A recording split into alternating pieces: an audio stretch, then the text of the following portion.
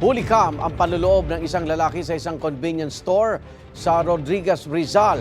Ang mga tinangay, yosi at tsokolate. Tinanggi naman ng suspect ang pagnanakaw.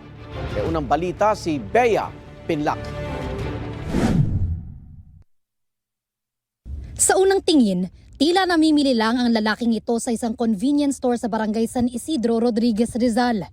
Pero ang lalaki, ninanakawan na pala ang sarado ng tindahan. Lumusot to sa kisame ng madaling araw. Yung empleyado ng isang convenience store, nung pumasok daw sila doon sa kanilang convenience store ay nakita nila lang na kalat-kalat yung mga paninda nila.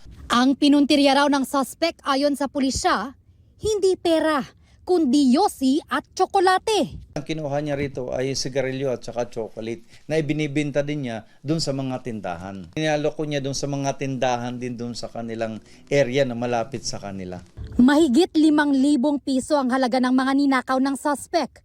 Sa backtracking ng pulisya at tulong ng isang saksi, naaresto sa follow-up operation ang 21 anyos na suspect malapit sa bahay niya sa barangay San Isidro. Na-recover din daw ang mga tinangay niyang gamit, pero kulang-kulang na. Ang suspect, dati na raw may mga reklamo sa barangay dahil din sa pagnanakaw ayon sa pulisya. Itinanggi ng suspect ang pagnanakaw. Wala po, hindi po totoo yun. Sa korte na lang po yan. Sa korte na lang po magsasalita. Wala po nakuha sa akin.